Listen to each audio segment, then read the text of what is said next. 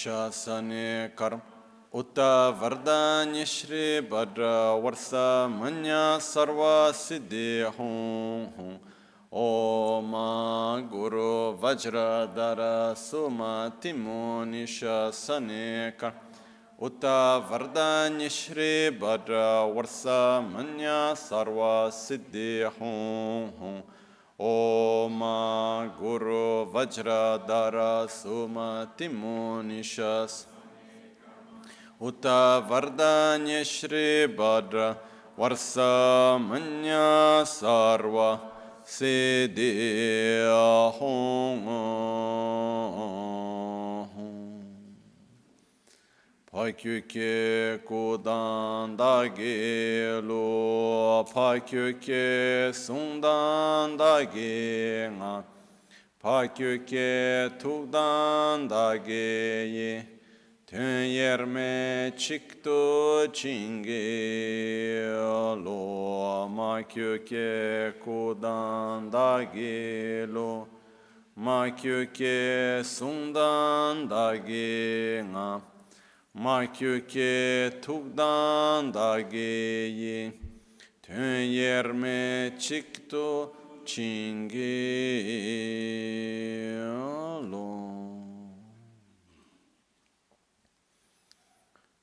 Om Muni Muni Maha Muni Shakya Muni Soha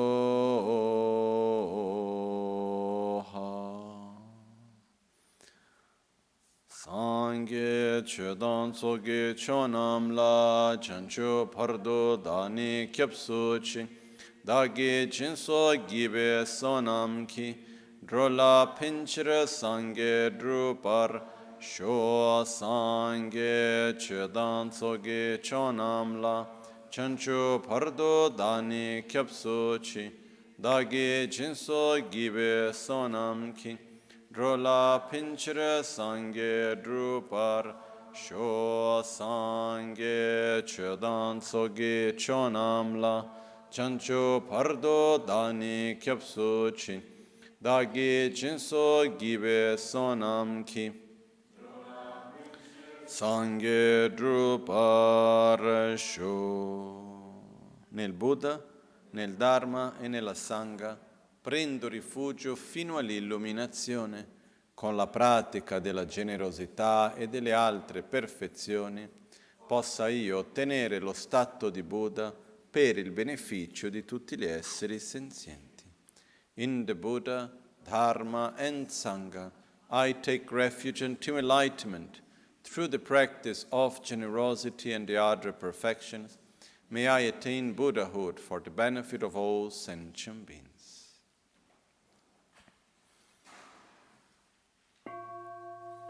Namo Lhaye Kedan Ludan Nujinke Drubundanda Mike Namda Drowa Kuinge Dhanamachi Tsampa Tamcheketo Dagi Chötento Tamcheketo Dagi Chötento.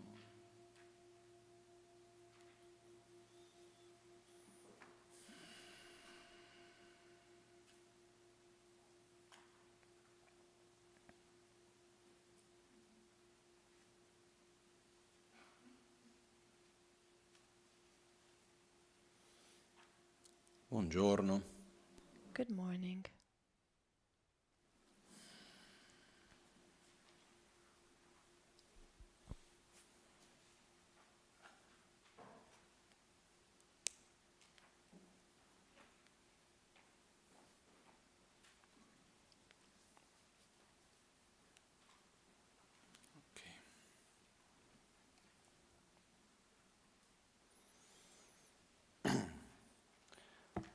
Una delle cose buone di non avere tantissimo One of the good things that of not having much time is to arrive direct to the point. di solito spesso faccio queste lunghe Usually I do long Cos'è introductions. questo oggetto? So what is this object? Siamo tutti d'accordo, no? Do we all agree? Non è una domanda It's not a tricky question. It's a real question. This is a bell. tutti d'accordo. Do we all agree that this is a bell? Diciamo che io Let's say that dico ok, I say, okay, this is not a bell anymore. From this point forward, it's a cup, a tantric cup. Funziona o no? Does it work or no? Maybe for hot things it doesn't work well, maybe keeping it from here, but generally can it sustain the functionalities of a cup? Maybe someone says, you cannot put it down, but I already saw in the airports cups similar to these pointed at the end to not put them down. But if I told you, okay, now from now on this is a cup, how would we relate to this object in this moment? As a cup or as a bell that has the function of a cup? Perché? Perché è una campana. Why? Because it's a bell. Because first of all, it's a bell. So then, okay, then you can use it as a cup, as I saw already in other cases. Same bells used as to keep maybe in the office, to keep the paper on the office table, but in our view, this is a bell. And if we analyze a bit, what happens is the following. This is nothing but a composition of parts to which we give meaning. To us, it appears as if it were a bell in an autonomous, independent way. So if we ask, okay, why is it a bell? It's not a bell because we attribute this meaning to those parts that together sustain that function. Because why it's a bell and not a cup? Because we attributed the name bell. And since we saw this object, we always gave that name, so we created this kind of relationship towards it. But it appears to us as if it were a bell, and it appears as something autonomous, it's a bell, or does it appear as something mutually dependent with the value that we attribute to it? How does it appear? It's there. That has nothing to do with me. Then we can say, yes, it's subjective because one can think that it's big or it's small.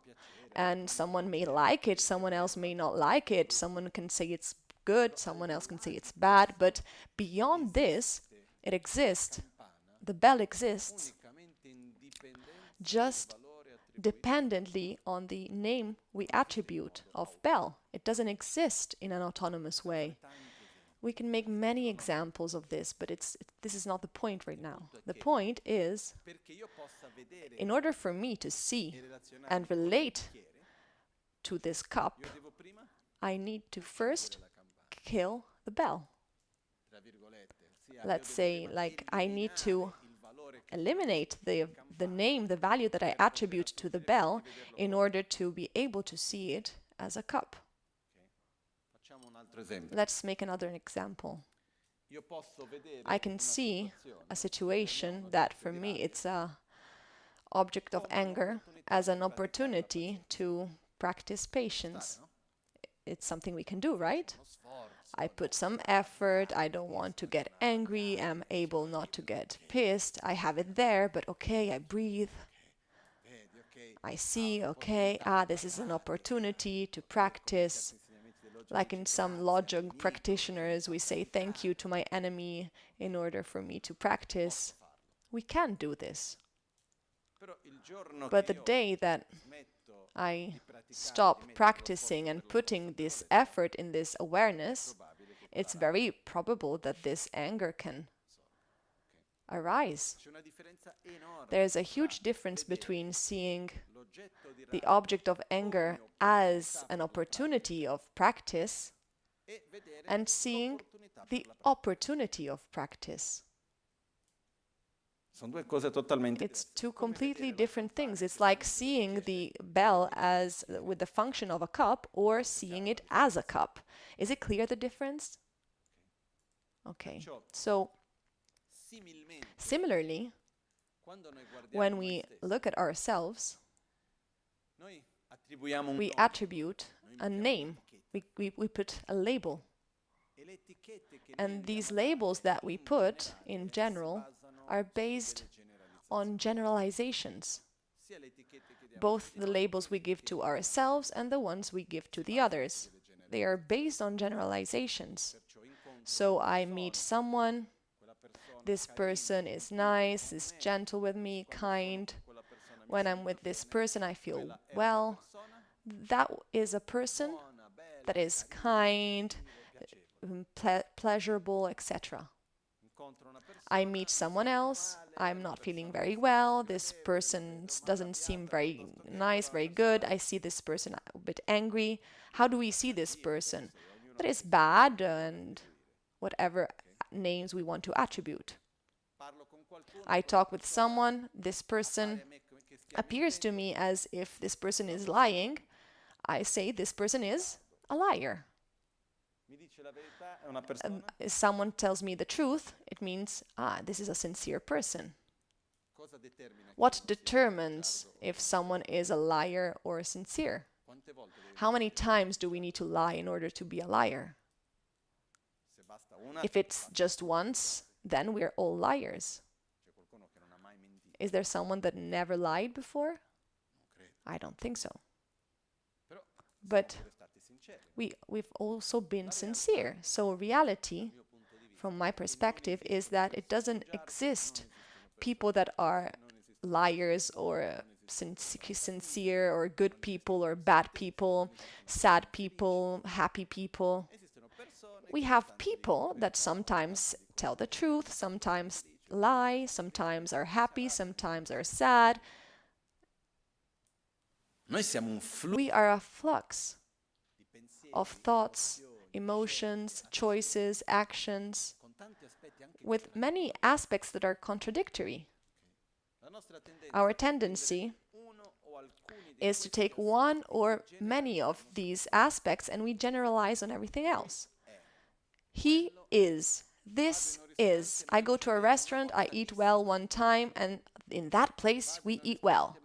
I go to a restaurant one time, I eat badly, in that restaurant you eat badly. And then we do even worse things in generalizations. For example, a high person sees, we see maybe some people that are with a very high, that goes running or that goes very quickly, and we generalize, all high people go quickly. We generalize a lot. So generalizing is bad in general. It's not good for anybody because it distorts our reality. And when we look at ourselves, we relate to ourselves through a label that we call identity. We attribute a name to ourselves. This name brings with it some characteristics, functions, and generalizations. For example, we said it many times, but I think it works really well. When we put a label, we give more emphasis on the label rather than the content of the label. At a certain point, I created this idea that I don't like soup. Now it's a bit better, but I found myself one time, I was in Holland, and we were having lunch, and there was soup. And for me, having soup at lunch is terrible. Maybe at dinner, if outside is cold, I can think about it. But also my grandfather, 90 years old, if you brought to him soup, he would complain, saying, I'm not sick. But I don't know why. Anyways, I was having lunch in Holland, and there was soup. Someone that knows me very well came to me and said, Lama, how is the lunch going? And I said, soup for lunch? How do you want it to go? But in reality, while I was drinking this soup, the taste was good, the texture was good, the temperature was correct. I finished my soup, and instantly I wanted more. And what did I do? I didn't take it. Why? Because I don't like soup. It was like betraying myself. So the label that I put had much more weight rather than the direct experience that I was having. And we have many experiences like this. I am a sad person. Okay, so I put myself the label. And I'm feeling maybe happy one day. No, it cannot be because I'm a sad person. Also the other way around.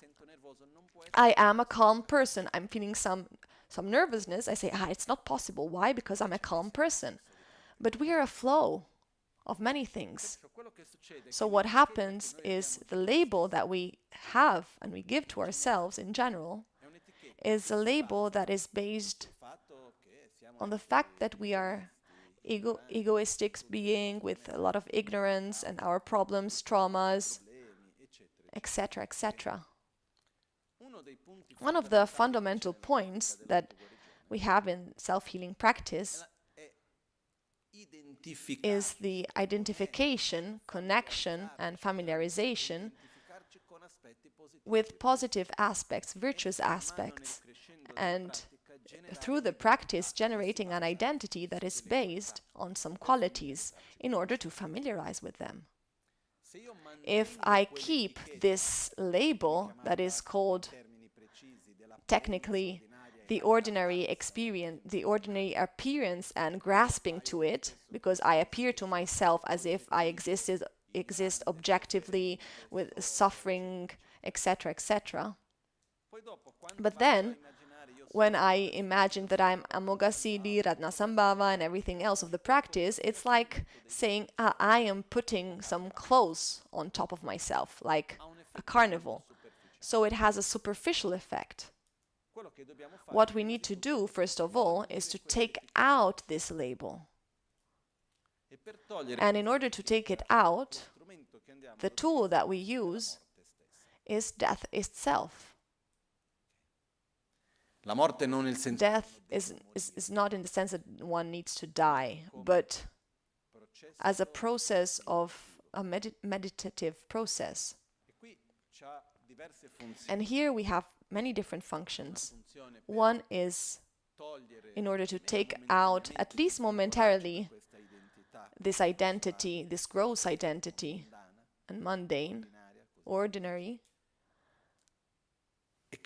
and create a basis upon which we can create an identity, a different identity and pure. And we also need it as a process to prepare ourselves to the death itself, familiarizing with our own mortality, creating an identity that transcends this body. There are different functions. And there is a third, or last, let's say, third function, a deeper one, that is to bring to a state of consciousness that is virtuous to a very, very subtle level. So we finished the part of purification of the elements, generating a sensation of bliss. And now what we need to do, the other day we did the example of this terrain where we need to put a hole in it and put inside something pure like water. So bliss with Eyam Ramlambam is exactly this. This is the function. What we put inside this hole, in one sense we generated this at the beginning of the practice, but we repeat it many times during the practice, which is the generation of love and compassion towards ourselves and others, because it's called the part of the bodhicitta. And at this moment we need to generate the other part of the antidote and then bring it to a deeper level. And this bringing it to the deeper level happens in meditation, where we simulate the process of death. This simulation of process of death has one function of bringing us to a deeper state of consciousness. It helps to prepare us for death, actual death, and has the function of taking away this superficial label in order to generate a different identity. And it's a meditation that is very important. The better you do it, the better the rest of the practice is done.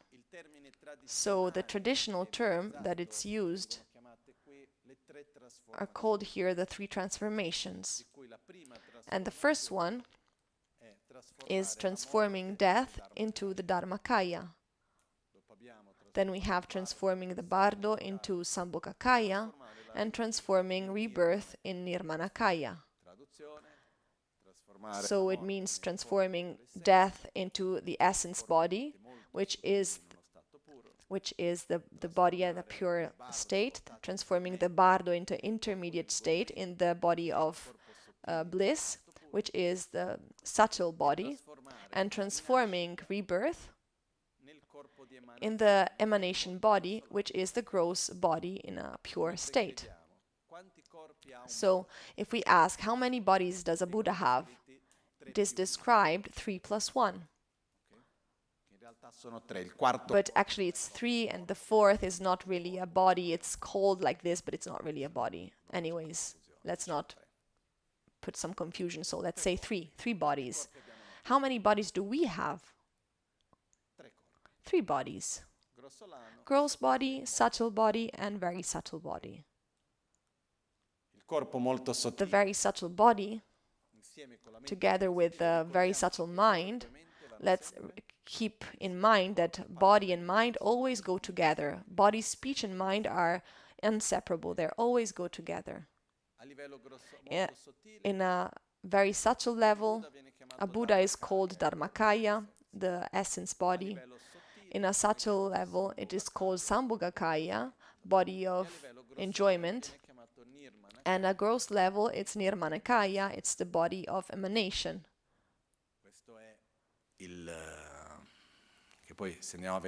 But if we see the most common term is Nirmanakaya is known also as avatar, so this emanation at a gross level.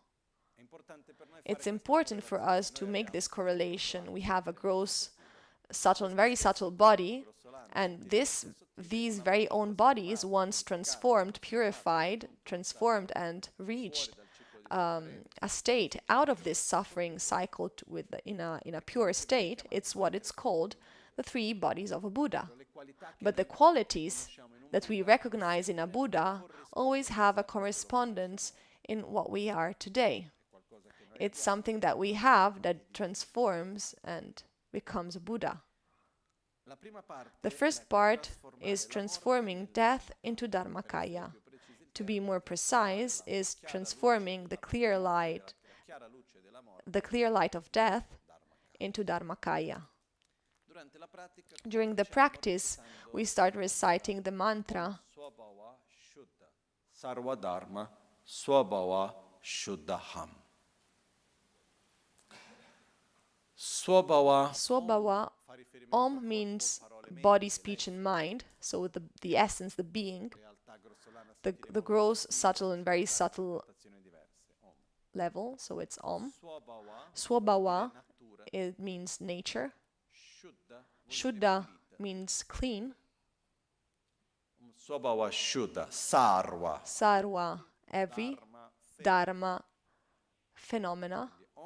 So Om, pure nature, all phenomena.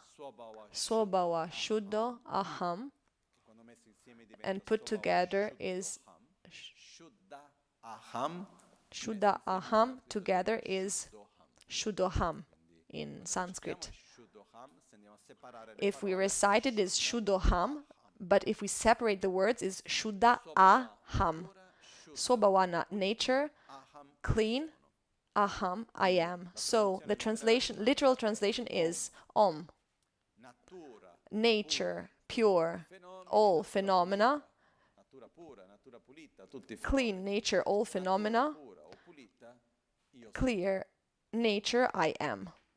So translation, all phenomena are of pure nature, and so am I. When we talk about cleaning, have you ever known someone that has a different standard of of cleaning than us. It can happen, right? When I arrived in India to live, this Tibetan monastery, the concept of cleaning was very different.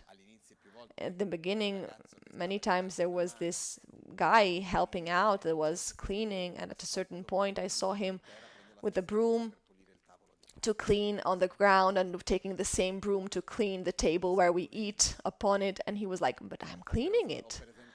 Or, for example, the concept that in order to clean the dishes were the same one to clean on the ground, so and I could go on and on with other examples. It comes to my mind many examples, but now it's not the moment. What happens is, one goes there and says, it's clean. And you go there and you say, no. Why? Because we have a different idea of what is dirty. So what does clean mean? Or pure? Free from dirt. But it depends on what we mean by dirt. Okay? So, when we say all phenomena are pure, the nature of all phenomena is pure, swabhava, nature, shuddha, clean, pure, sarvadharma, all phenomena, so all phenomena are of pure nature, means all phenomena are free from the dirt. So something that is pure is cleaned. Pure is meant in the sense of clean, so it's free from the dirt. What is this dirt from which all phenomena are clean of? An autonomous, independent, and objective existence. That usually we put dirt on reality with this, because we see things in a way that are autonomous, independent, objective. I know this is a subject that is not very easy to understand completely, but slowly we can get there. So reality appears to us as if it were autonomous, independent, objective.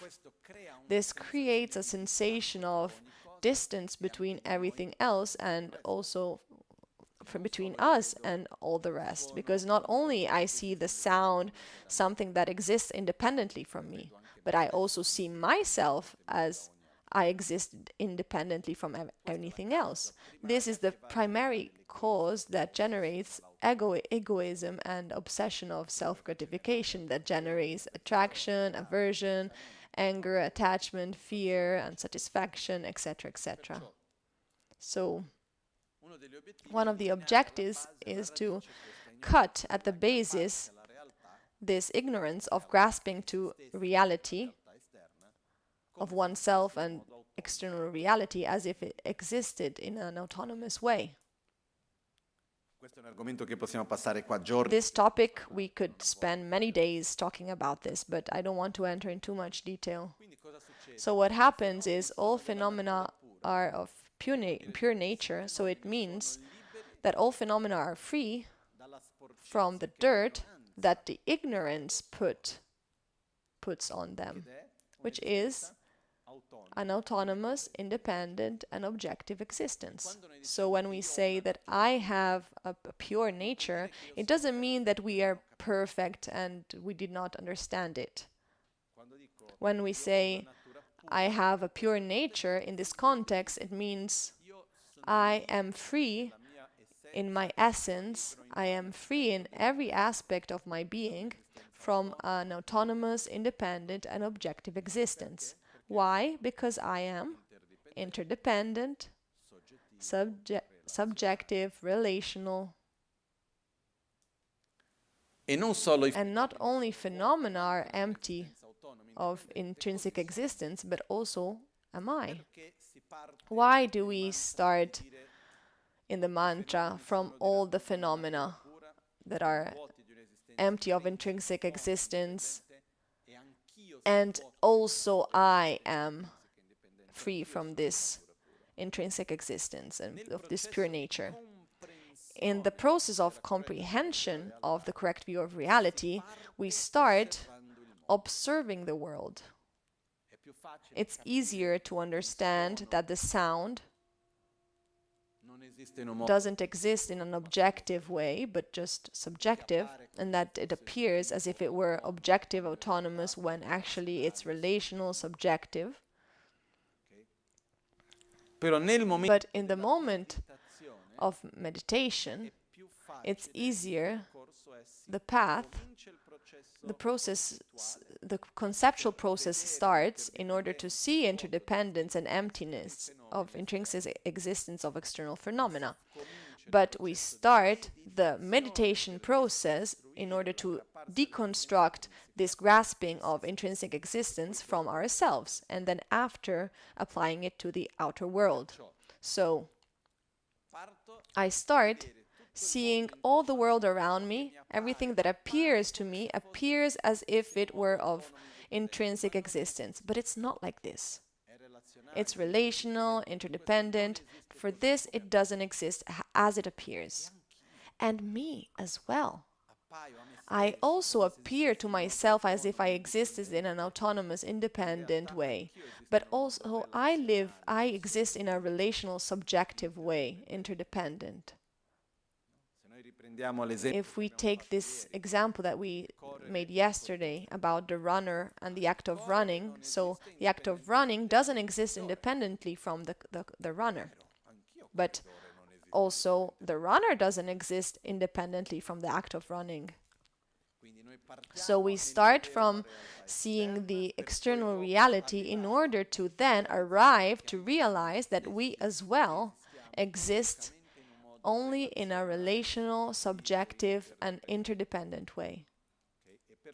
And so, for this, we do not exist as we appear to ourselves. We're talking about one of the most deep and complex parts of the practice, but we need to say it, we need to remember it. So at this point, we need to, in some way, deconstruct this grasping to an autonomous, independent, and objective reality. And here, there's a fundamental point, which is, in order to do this, from one side, we need to do the analytical process of seeing interdependence, understanding what it would happen if something existed in an autonomous, objective way. For example, if something existed in an objective way, it would have to be the same for everybody.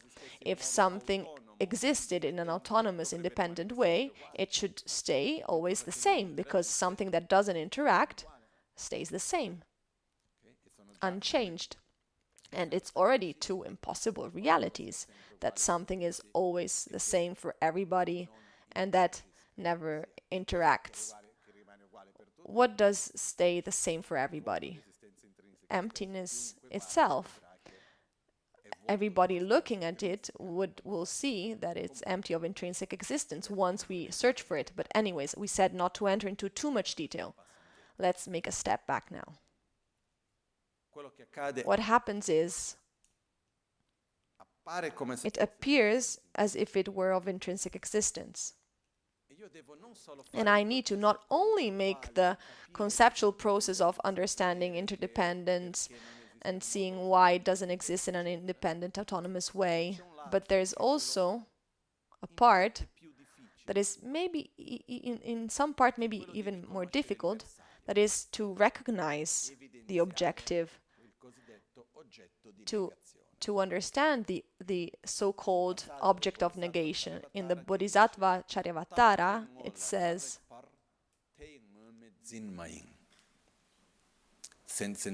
without entering into contact with the object, we cannot understand its non-existence. Without entering into contact with the designated object,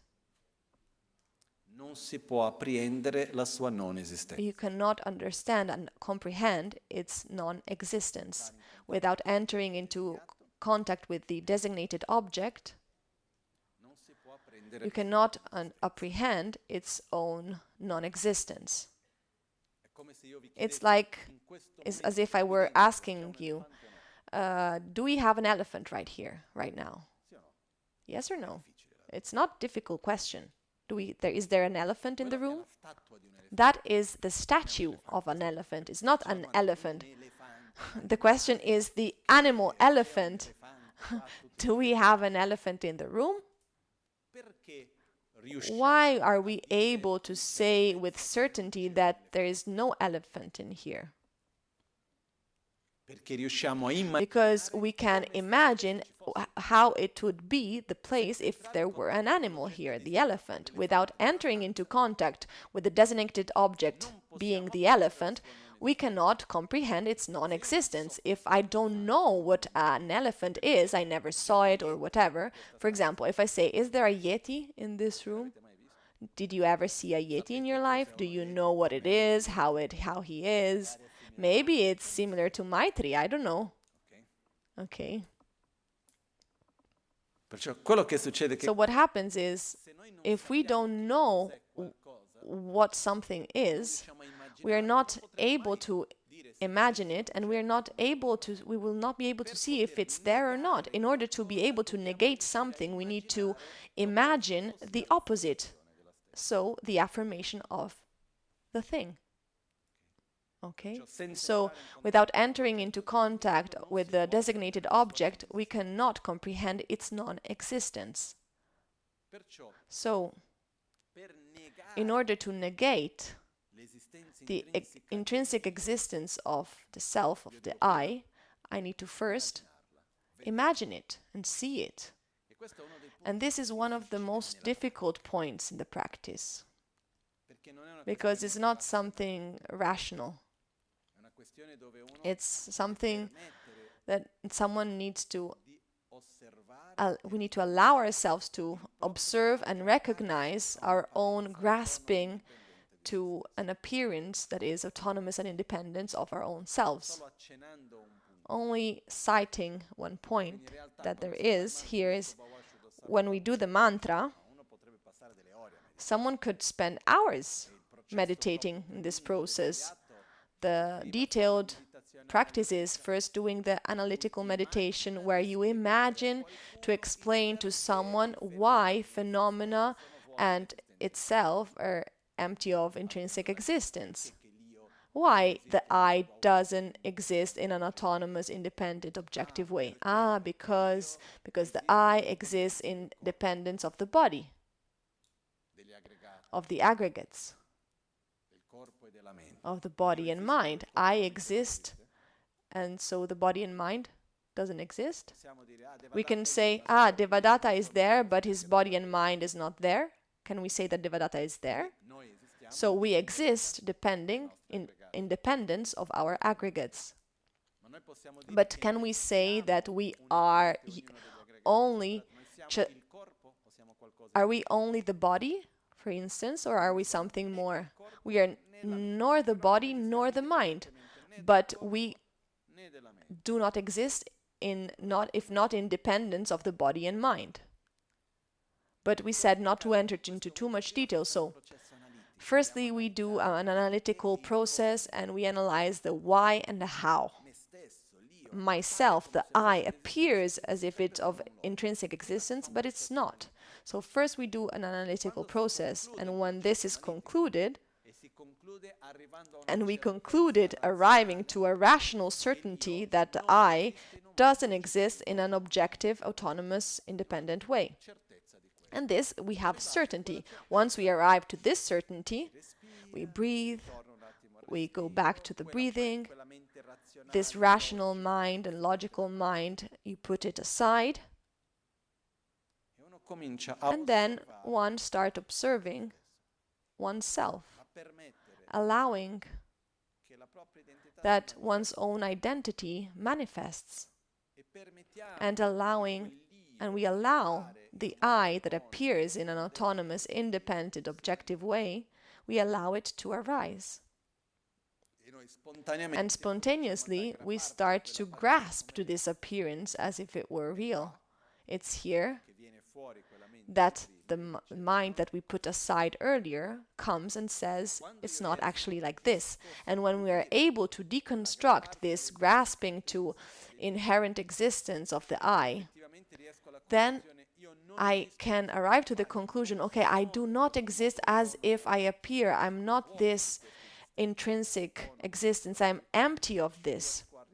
And when I'm able to stay in this state of negation of the appearance as something real, then in that moment is where we are meditating on emptiness of intrinsic existence of the self. Ideally, not at a conceptual level. Someone that does this correctly can stay a while in this meditation. So this is why sometimes when we see in some practices, when we have group practice, when we do this mantra, we leave some moment of silence, because each and every one can take their own moment to meditate. And usually we ring the bell. The bell is sung every time, not every time, but usually when one needs to meditate on emptiness of intrinsic existence. Why? First, the bell represents the feminine, and we said it yesterday.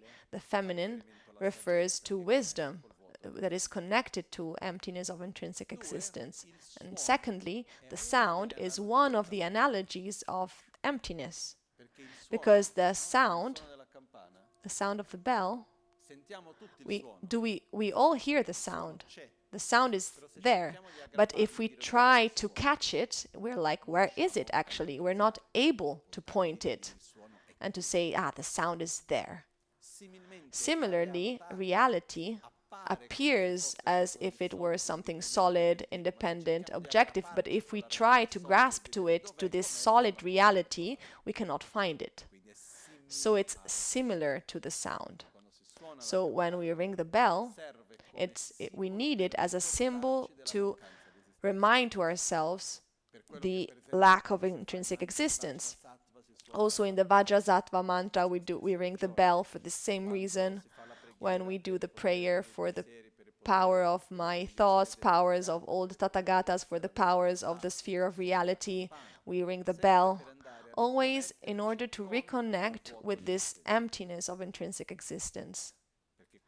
Because when one is able to attribute to a symbol the meaning, it has a more direct way to bring us to this wisdom. So we do NgalSo Bawa. We start from a basis of love and compassion, and we generate the mind that realizes the emptiness of intrinsic existence, and this is called the state of absolute bodhicitta. Relative bodhicitta is love and compassion. This state of love and compassion realizes the emptiness, the lack of intrinsic existence, and this is called absolute bodhicitta. These are technicalities, but this is called absolute bodhicitta. In this moment, when we generate these two aspects, so we generated love and compassion in the beginning, then keeping this state, we generated bliss. Then in this state of bliss, we realized the emptiness of intrinsic existence of the self, and consequently of all phenomena, but it's focused on the self. And in this state, we now go to bring our consciousness to from a gross to a most subtle level, doing the simulation of the process of death, that it's called the transformation of death in Dharmakaya. So these are all parts of the practice that are not written down. These are things that we have to meditate on. There's no recitation to do at this point. So first of all, we simulate the process of death. And the process of death, without entering into too much detail, is divided into two parts: gross death and subtle death. The gross death are the elements. that it's quite simple actually. It's 8 passages, 8 steps. 4 steps are about the gross death, and 4 are about the subtle death. In order for us to understand, you can arrive yourself the conclusion without many teachings, but what represents the process of death are the 4 elements. Which one of the 4 elements is the most gross element? Earth, fire, water, wind. Which one is it? Earth. Which element can dissolve the earth? Water. So water dissolves, earth dissolves into water. Which element dissolves water? Fire. So earth dissolves into water, water dissolves into fire. And which element dissolves fire? The wind. So the process of death is earth dissolves into water, water dissolves into fire, fire dissolves into air, and the air dissolves into the space of consciousness.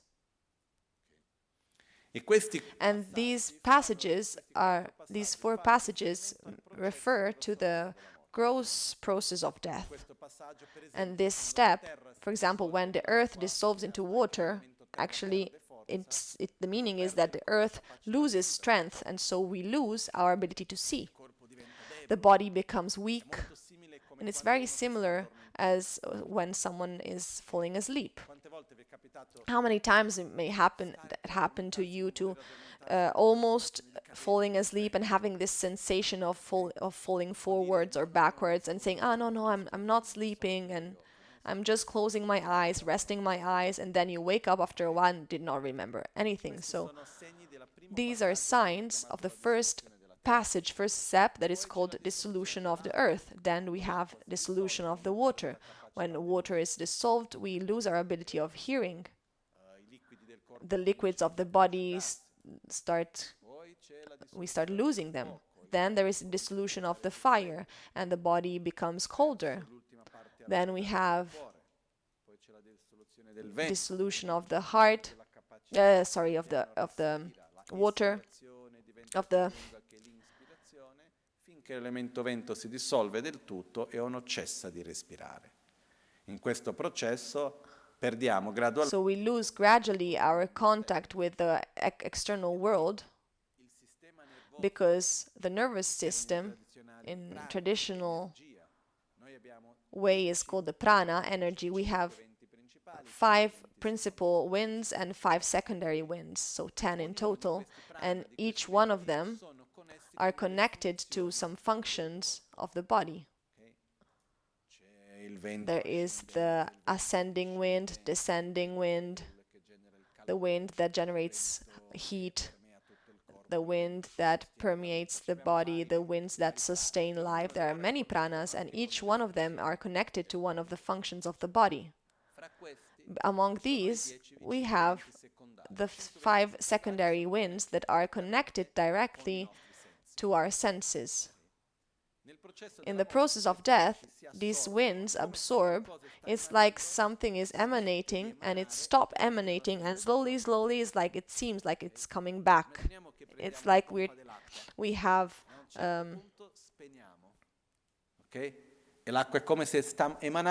we have like a water pump, and at a certain that is making water going out, and at a certain point it's like we close the water, and this is a similar effect. So these winds are like emanating like the water from the water pump, and then when we start dying, the water and the winds start coming back. So when we have the absorption of the winds, that is the first level, we lose contact with the senses physically. So the eyes we have, but the part of the nervous system that has the ability to perceive the signals that arrive to the eyes, etc., gets lost. We lose it.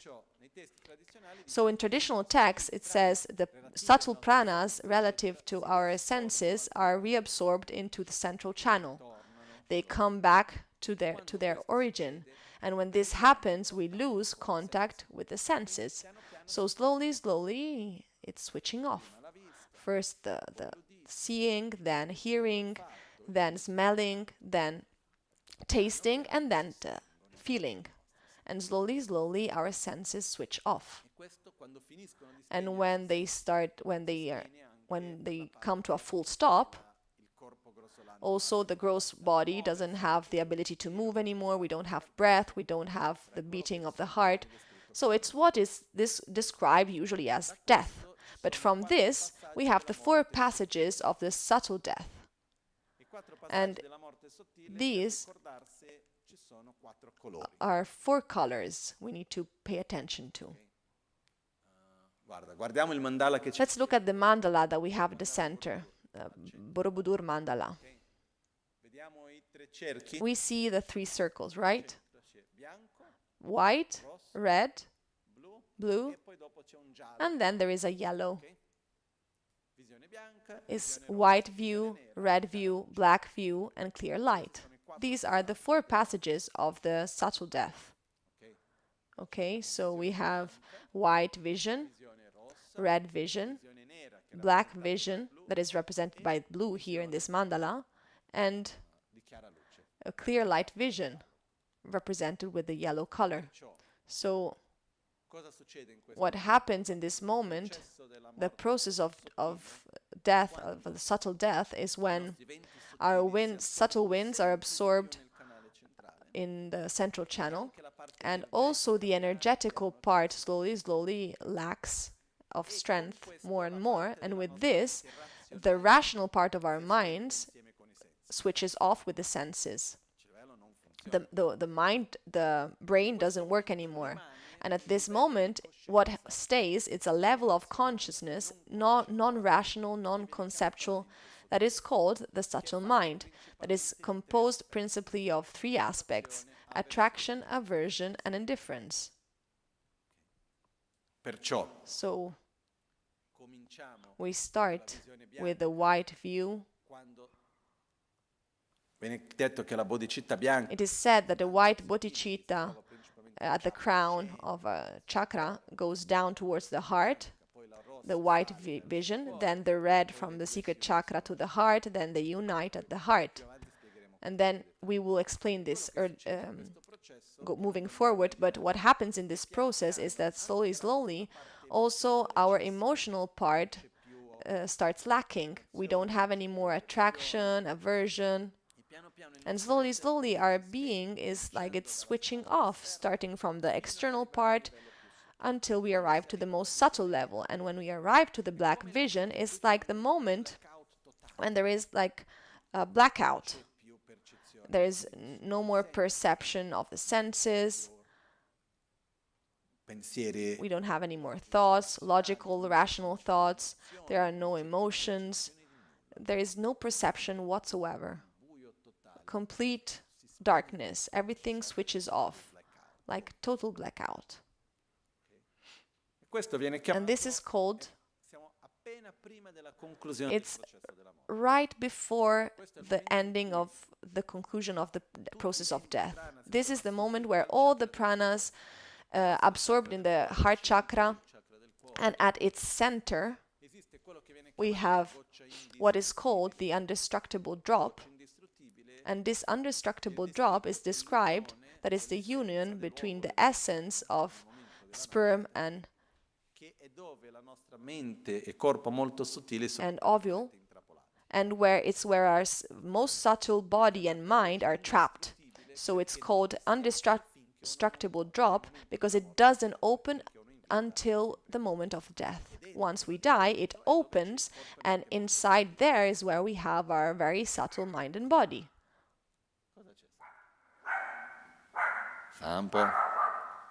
Sampo. Ha detto è arrivata è ora. He's saying that the time has come to end. It's already 1 o'clock. Sampo.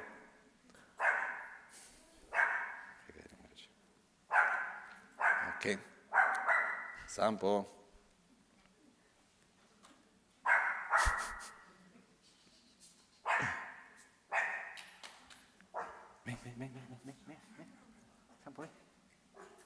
Ok, ritorniamo a noi.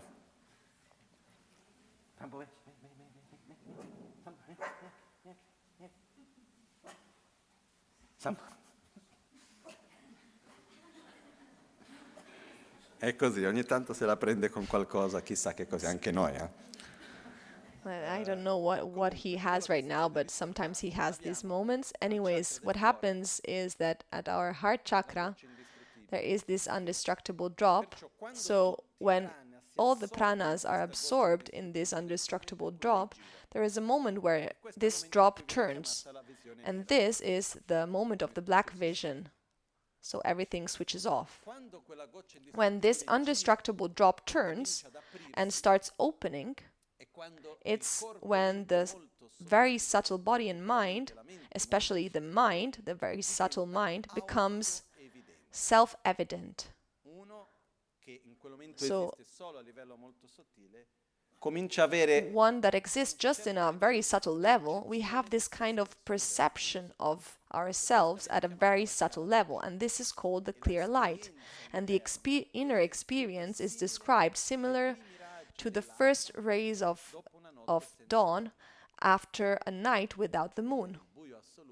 So after complete darkness, there are the first rays of light of the sun until it completely fills the space with light. So this light is our own very subtle mind that becomes self-evident, and it's called clear light. And this, when the clear light manifests, is the moment of effective death, and from there we cannot go back. Actually, just until the black vision, theoretically, there is the possibility of inverting this process of death and going back. So when we say, this person was without a heart beating or without brain activity for a certain period of time, and then it came back.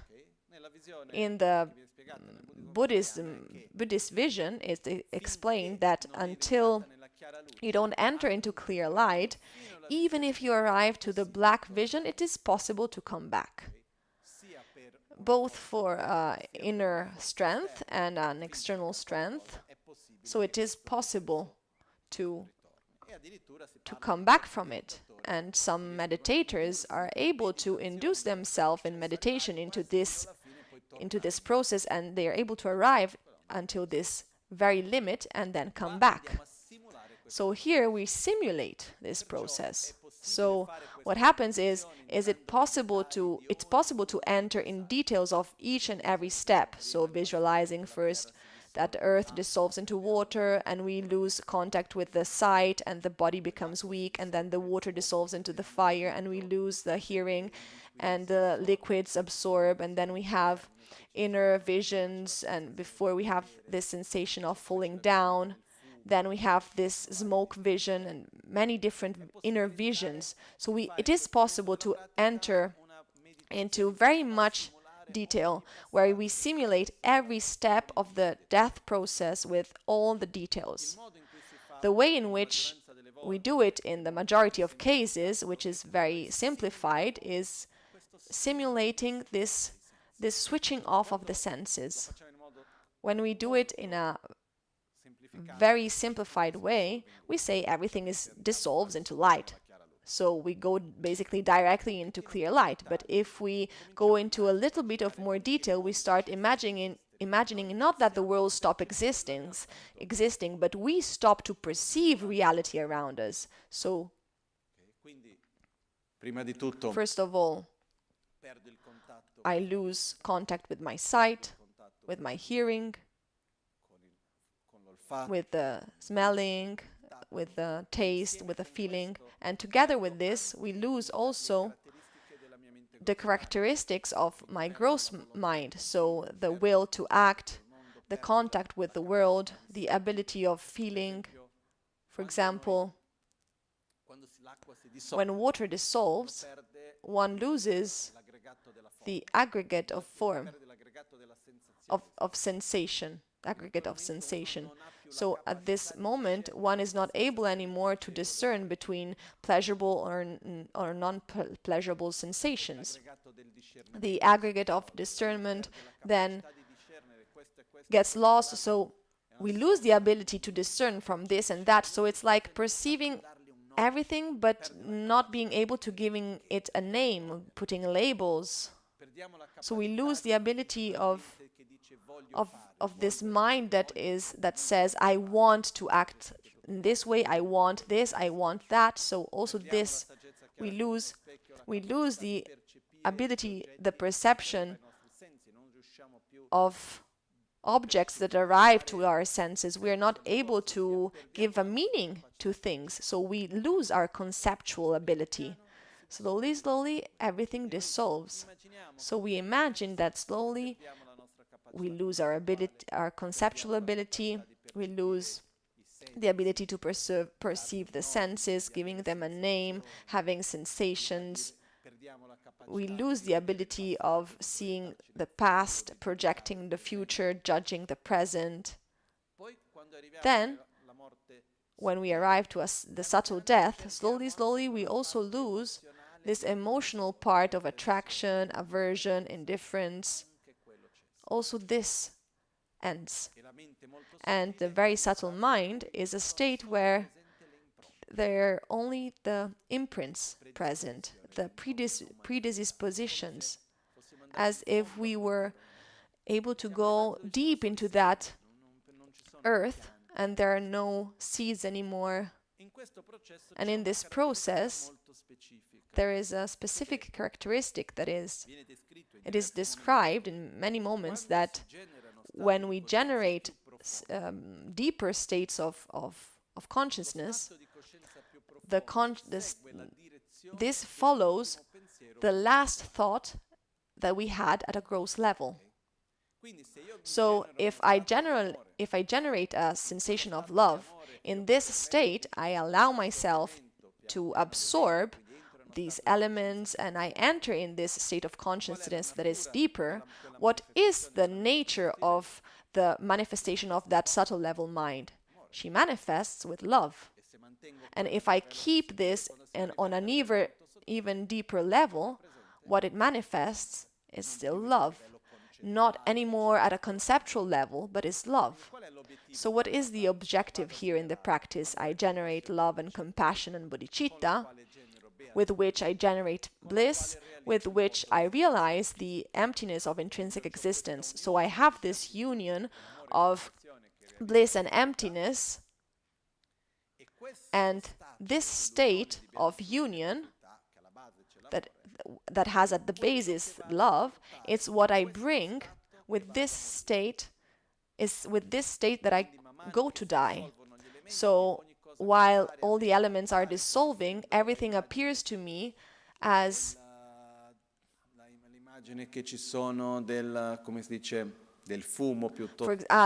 the visions, for example, of the smoke and every other vision of this process of death, but while I'm seeing them, I'm perceiving them, they are empty of intrinsic existence. So we keep this concentration on emptiness of intrinsic existence throughout all this process in order to bring to a very subtle level this state of love, bliss, and emptiness. So at the end of this, there is nothing else apart from this infinite void of light that is clear light. So this infinite void of light, where it doesn't exist me and you, this and that, before and after, it transcends space and time. So this is the level, the very subtle level. So we don't have anymore the perception of space and time.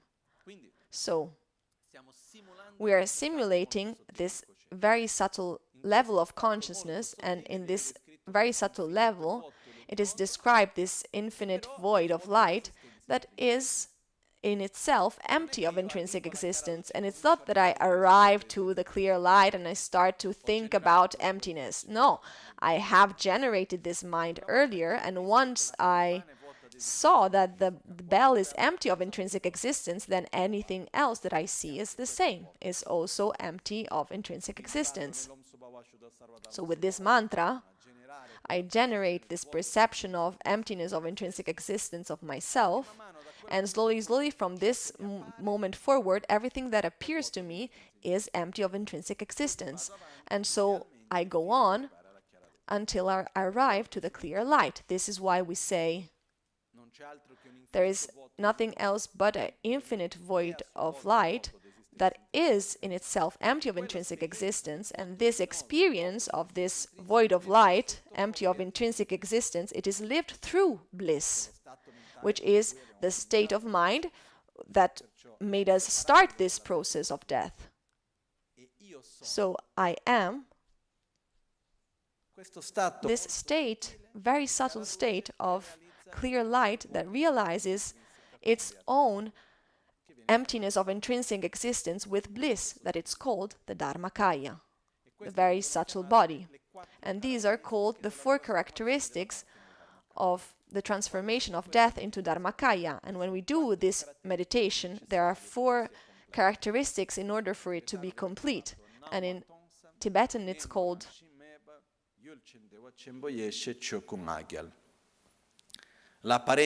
appearance of an infinite void of light,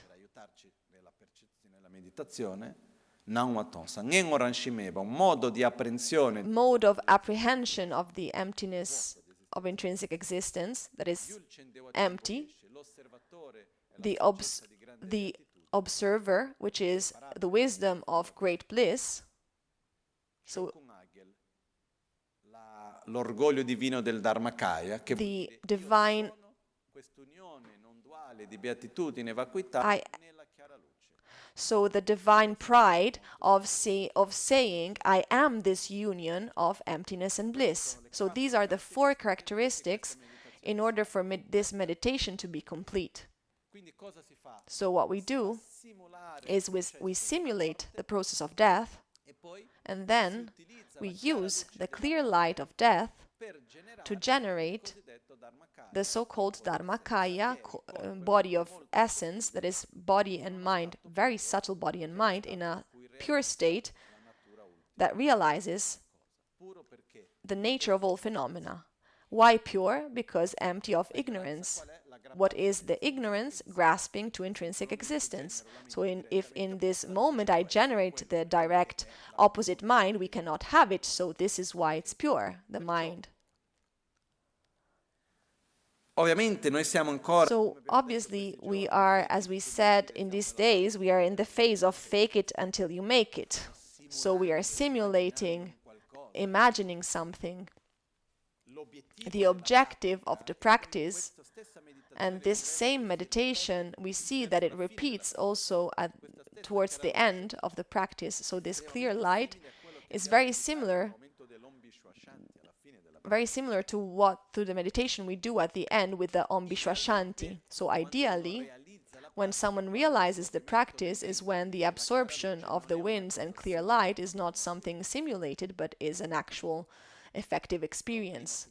But first we need to simulate numerous times in order to slowly be able to do it. And in order to realize it, first we need to simulate it in meditation, and the next step is simulating it in the process of falling asleep, because while we fall asleep there is the absorption of the elements, so I transform the clear light of the dream in the Dharmakaya. So this is a very difficult process, very complex, which is recognizing and being aware of all the passages of falling asleep and all the absorptions of the elements, and one simulates this, living them until we arrive to the clear light of the dream, and it's transformed then into the Dharmakaya, and it mixes with the Dharmakaya. They are called the 9 mixings. So we have the first 3 are actually 1, 4, number 1, 4, and 7.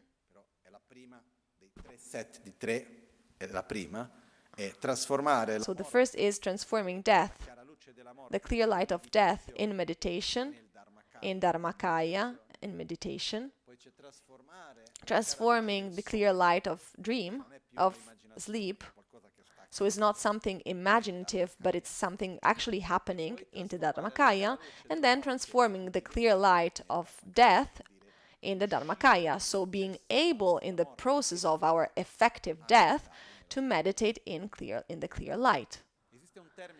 There is a term that became famous also with a documentary called Tuktam, which is said that some great masters are able to stay in this meditative state during death. And it happened recently in Paris. Ganden Tinsur Rinpoche, this master of our tradition, a friend of Lama Rinpoche, disciple of Trichan Rinpoche, etc., very, very old, when he died, stayed in this state of death in clear light, where what does it appear to externally? That one is dead, because there's no brain activity, etc., etc. But at the heart there is some kind of heat. The body doesn't lose its light, and the body doesn't enter in this state of death, so without a bad smell or things like this. Actually, there is also a good perfume, and this can last 1 day or 3 weeks or 4 weeks, etc. And I saw it with my own eyes 2 times. I saw it with Geshe Thupten Trinley Rinpoche in Switzerland. When he died, the disciples that were there said to the medics, in our tradition, when a great master dies and enters in a deep state of meditation, during this period of time, the body should not be touched in order to not disturb this meditative state. And the doctors said, okay, when the body starts giving signals of putrefaction, then at that point we cannot wait anymore. Usually, how long does this take to happen? Qualche ora. Maybe some hours. Already the color starts changing and the smell starts to come. I imagine after one day is for sure, at least. Many times I saw also here people that if you don't put the dead into a refrigerating system, then it's quite bad. So they said, okay, we see. So all the days the doctors went there to check, and 15 days passed. And they were not able to understand what was happening. And I also went there personally with Lama Ganchin, and there was this perfume in the room. And when you looked at him, he had this very intense light and very particular light. And after 15 days, there are also some prayers that we have to do in order to conclude this meditative process. And when it's finished, when it's concluded, the body changes, and it's like you can very clearly see it, that the light is lost and everything. So, and then it also happened in Paris last year or 2 years ago, something like this, with Ganden Trinso Rinpoche. So these are 2 close examples that I was able to see clearly, that have the characteristics of what happens outside when someone is dying, stays in this meditative state in the clear light. So when someone is able to stay in this state of meditation in the clear light, that is described as the best opportunity in order to get out of samsara and reach enlightenment, is this moment, meditating in the clear light in the moment of death, because we go deep in that moment. So in the self-healing practice after this mantra, we simulate this process. And this meditation is wonderful in many aspects, but this can also help us to change our relation with our actual death, because when we think about death, What are the images that come out? They are usually images of suffering, bad images. But in Buddhism, when we talk about death, it's different. We approach it with bliss, with light. This is the imagery. So this is why we say that the yogis spend their whole lives preparing for death, and they're very happy when it comes. Finally, I can try. Finally, I can see and try what I trained for my whole life. And in the self-healing practice is the first of the 3 levels. So it's mixing the clear light of death in meditation with the Dharmakaya in meditation. Dharmakaya, I repeat, is a very subtle body and mind in a pure state, so free from ignorance, grasping to intrinsic existence. So we simulate this in meditation. Once we finish this, there is the transformation of the bardo, and then the transformation of the rebirth in the gross body of the Nirmanakaya that we will explain after lunch. So this part of the meditation on death, for me, is one of the most beautiful and important meditations. And among the benefits, there's also the benefit of helping us to generate an identity that transcends this life, that overcomes it, and creating some more familiarity with death and losing this fear of death.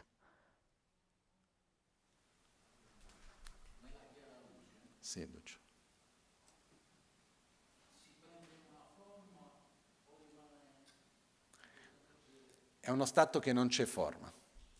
È uno stato. It's a state without form. It exists a very subtle form, but it's.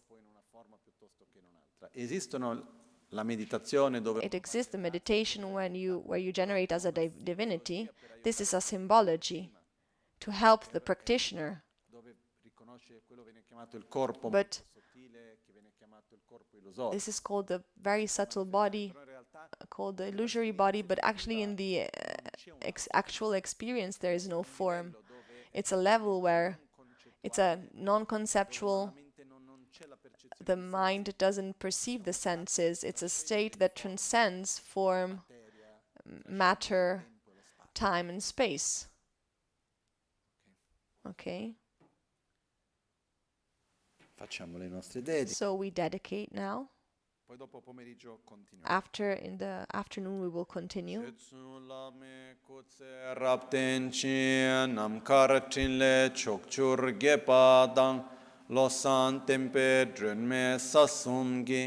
Drove munsel takto ne gyurci nimo dele tsendele nime kuyan delek shin ninsen takto delekpe koncho sumki chingilob koncho sumki ngodrubutsol koncho sumki trashisho.